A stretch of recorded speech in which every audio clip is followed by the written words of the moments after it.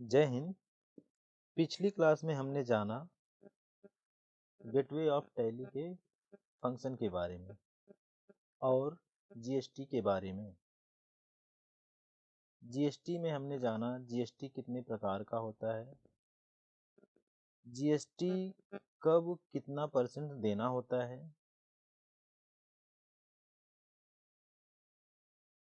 उसी क्लास को आगे बढ़ाते हुए शुरू करते हैं हम अपना अगला chapter, how to active GST Tally ERP 9।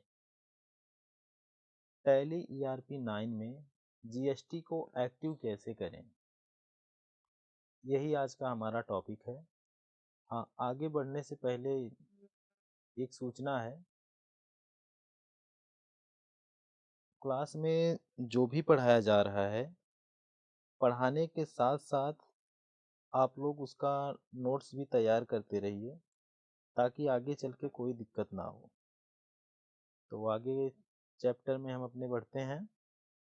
देखिए, टैली ईआरपी 9 में ऐसे कई फीचर होते हैं जिनको हम ज़रूरत के हिसाब से आगे एक्टिव करेंगे और सीखेंगे। उन्हीं में से हमारा एक फीचर्स है जीएसटी फीचर्स। जब तक हम जीएसटी फीचर को एक्टिव नहीं करेंगे तब तक ना तो हम किसी परचेज पर जीएसटी लगा सकते हैं, ना ही किसी सेल्स पर जीएसटी लगा सकते हैं।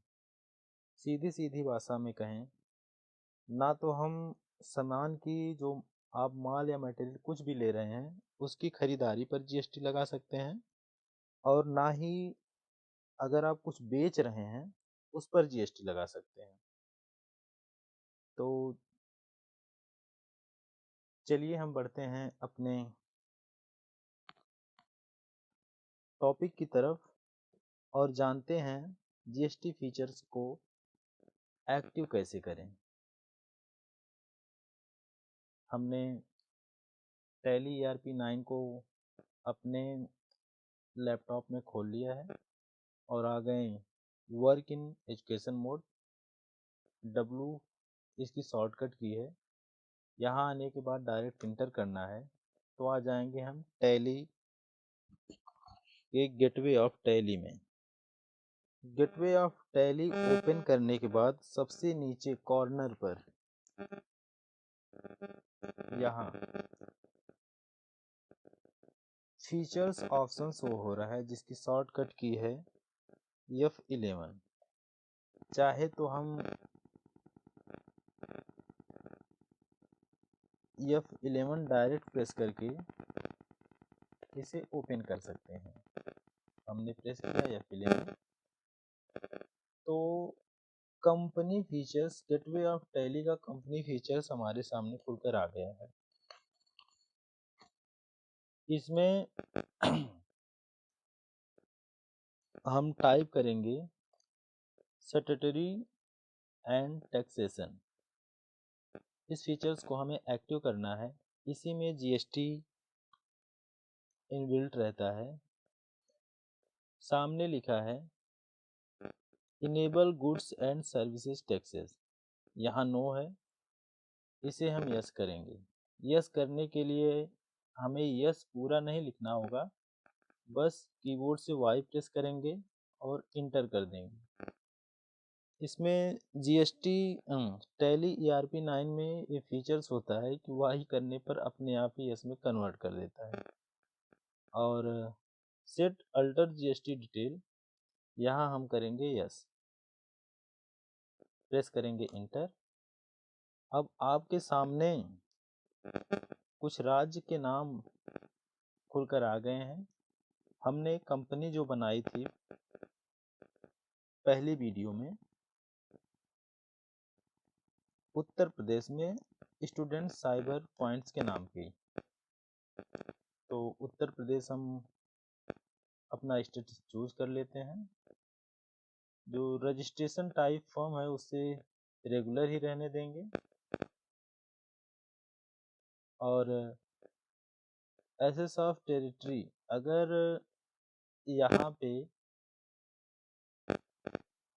हम किसी केंद्र शासित प्रदेश से आते हैं तो यस करेंगे, नहीं तो आगे बढ़ेंगे।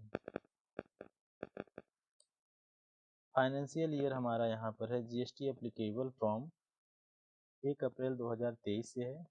24 का अभी फाइनेंशियल ईयर आया नहीं है, तो यही रहेगा। और आगे है आपका जीएसटी नंबर।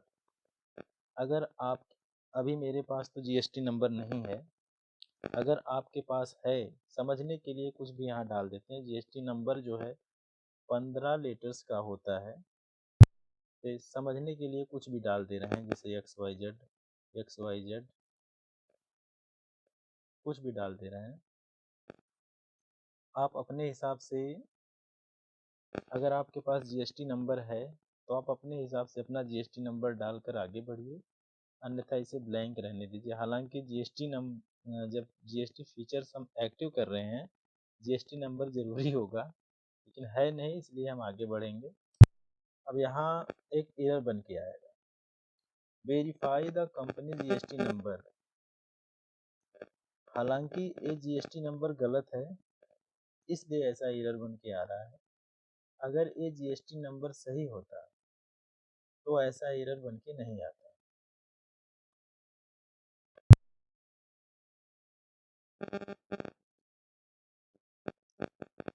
वेरियोसिटी ऑफ जीएसटीआर, इसे हम मंथली ही रहने देंगे। हमें चेंजिंग बस स्टेट पर रेगुलर, रजिस्ट्रेशन टाइप रेगुलर या कॉम्पोजिशन, और जीएसटी नंबर में करनी है। उसके बाद हमें कुछ करना नहीं है, बस एंटर प्रेस करते जाना। Enter enter enter enter enter. अब पूछेगा यस या नो, तो एक्सेप्ट कर दे रहे हैं।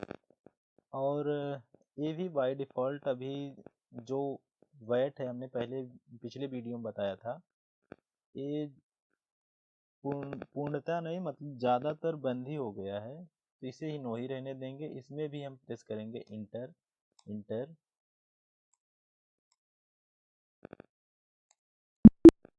और इंटर। अब जीएसटी फीचर्स जो है हमारी कंपनी में एक्टिव हो गया है।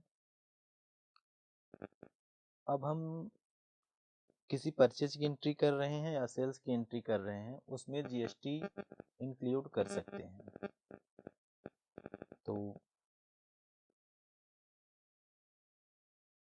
उम्मीद करता हूँ आपको जीएसटी के फीचर्स को एक्टिव करना आ गया होगा। अगली क्लास में हम जानेंगे वाउचर्स और लेजर्स के बारे में, जो कि जीएसटी का मेरे हिसाब से सबसे कठिन और जटिल पार्ट है।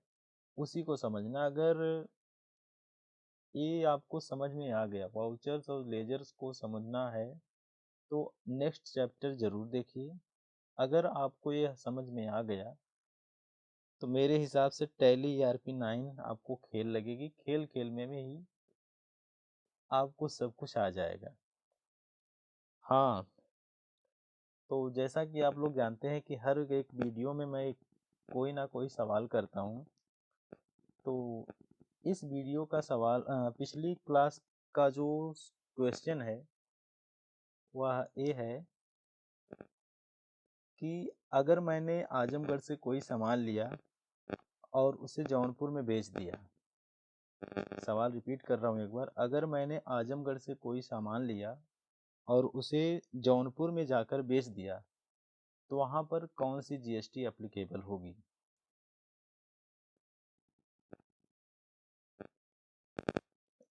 सवाल का जवाब जो है बहुत ही आसान है। जो भी पहला कमेंट मारेगा उसे 500 रुपये इनाम हमारी तरफ से दिया जाएगा।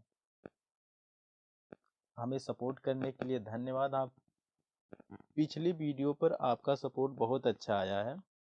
लगभग लगभग जितने लोगों ने देखा है, ज़्यादातर लोगों ने चैनल को सब्सक्राइब किया है और टाइम भी दिया है अपना।